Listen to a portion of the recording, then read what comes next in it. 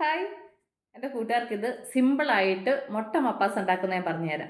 സിമ്പിളായിട്ട് ചെയ്യാൻ പറ്റും, പക്ഷേ ഭയങ്കര ടേസ്റ്റിയാണ് കേട്ടോ. അപ്പോൾ നമുക്കത് എങ്ങനെ ഉണ്ടാക്കുന്നതെന്ന് നോക്കാം. അതിന് മുമ്പായിട്ട് എൻ്റെ കൂട്ടുകാർ ആദ്യമായിട്ടാണ് എൻ്റെ വീഡിയോ ചാനൽ കാണുന്നതെന്നും പ്ലീസ് എല്ലാവരും ചാനൽ സബ്സ്ക്രൈബ് ചെയ്യണം കേട്ടോ. സബ്സ്ക്രൈബ് ചെയ്യണം, അതുപോലെ തന്നെ ബെല്ലൈക്കൻ പ്രസ് ചെയ്തിട്ട് ഓൾന്ന് കൊടുത്താലും ഞാൻ ഡെയിലി ഇടുന്ന വീഡിയോ നോട്ടിഫിക്കേഷൻ കിട്ടത്തുള്ളൂ.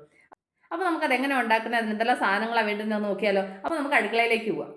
വേണ്ടി പാനിലേക്ക് 2 ടീസ്പൂൺ എണ്ണ ഒഴിച്ചു കൊടുത്തു. എണ്ണ ചൂടാകുമ്പോൾ ഇതിലേക്ക് ഒരു 1/2 ടീസ്പൂൺ കുരുമുളക്, അത് കഴിഞ്ഞിട്ട് 1 നുള്ളി പെരിഞ്ചീരകം, 3 ഏലയ്ക്ക,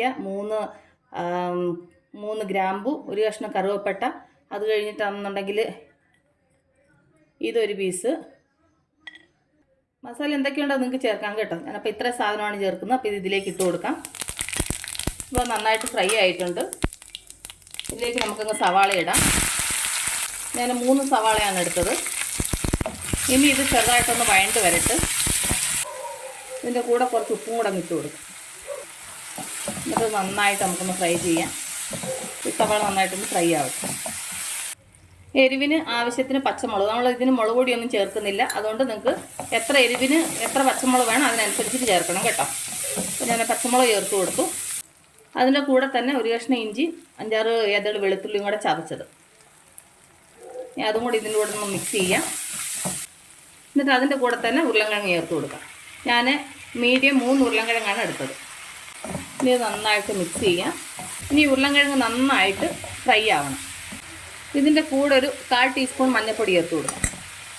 ഇനി ഇത് നന്നായിട്ട് ഫ്രൈ ആവട്ടെ. അപ്പോൾ ഉള്ളി ഉരുളൻകിഴങ്ങ് നന്നായിട്ട് വഴണ്ടിട്ടുണ്ട്. ഇനി നമുക്കിതിലേക്ക് കുറച്ച് വെള്ളം ഒഴിച്ചു കൊടുക്കാം.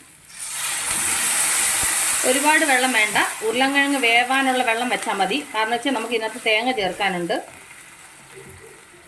അതുകൊണ്ട് ഉരുളൻകിഴങ്ങ് വേവാനുള്ള വെള്ളം വെച്ചാൽ മതി കേട്ടോ. ഇങ്ങനെ ഒരു നിരപ്പനെ വെള്ളം വെച്ചാൽ മതി. നമ്മൾ അന്നേരം സവാള വഴറ്റാൻ നേരത്ത് ഉപ്പ് ചേർത്തായിരുന്നു. അതുകൊണ്ട് നോക്കിയിട്ട് ഉപ്പ് ചേർക്കണം കേട്ടോ. എന്നിട്ട് അതൊന്ന് ഇളക്കി കൊടുക്കുക. ഇനി നമുക്കിത് അടച്ച് വെച്ചിട്ട് ഇത് ഇവിടെ ഇരുന്ന് വേവട്ടെ. അത് കഴിഞ്ഞ് മിക്സിയുടെ ജാറെടുത്ത് ഇതിലേക്ക് 1 കപ്പ് തേങ്ങ. നിങ്ങൾക്ക് തേങ്ങാപ്പാലാണെങ്കിൽ നിങ്ങൾക്ക് തേങ്ങാപ്പാൽ അരച്ചിട്ട് തേങ്ങാപ്പാൽ എടുത്തിട്ട് ചേർക്കാം. ഞാൻ ഈ തേങ്ങ അങ്ങനെ അരച്ചിട്ട് ചേർക്കുകയാണ് ചെയ്യുന്നത് കേട്ടോ. ഞാൻ ഇതിൻ്റെ പാൽ എടുക്കുന്നില്ല. കാരണം വെച്ച് കഴിഞ്ഞാൽ ഇത് ഉണക്കത്തേങ്ങ ആയതുകൊണ്ട് അധികം പാൽ കിട്ടത്തില്ല. അതുകൊണ്ട് ഞാൻ നന്നായിട്ട് അരച്ച് നൈസായിട്ട് അങ്ങ് അരച്ച് ചേർക്കുകയാണ് ചെയ്യുന്നത്. അപ്പോൾ ഞാനിത് നന്നായിട്ടൊന്ന് അരച്ചുകൊണ്ട് വരട്ടെ. അപ്പോൾ നമ്മൾ കുറച്ച് വെള്ളം ഒഴിച്ചിട്ട് ഉരുളൻകിഴങ്ങ് വേവാൻ വെച്ചായിരുന്നു. കണ്ടില്ലേ, അത് നന്നായിട്ട് വെള്ളം വറ്റി.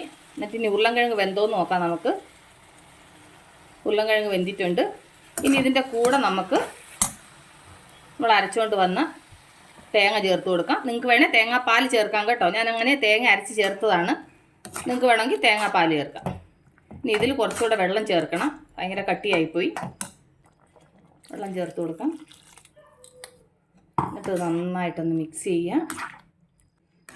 ഈ മപ്പാസ് എന്ന് പറയുന്നത് ഒരുപാട് വെള്ളം പോലെ ഇരിക്കാനും പാടില്ല, ഒരുപാട് കട്ടിയായിട്ടിരിക്കാനും പാടില്ല കേട്ടോ.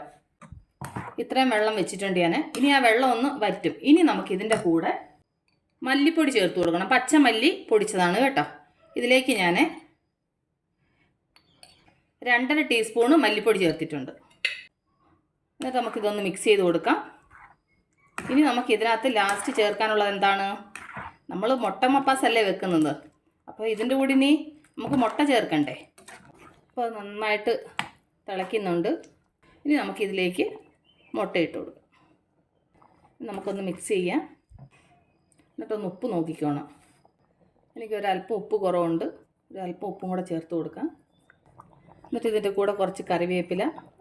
എന്നിട്ടൊന്ന് മിക്സ് ചെയ്തിട്ട് ഒന്ന് അടച്ച് വെച്ച് ഒരു ലോ ഫ്ലെയിമിൽ ഇതൊന്ന് വേവട്ടെ.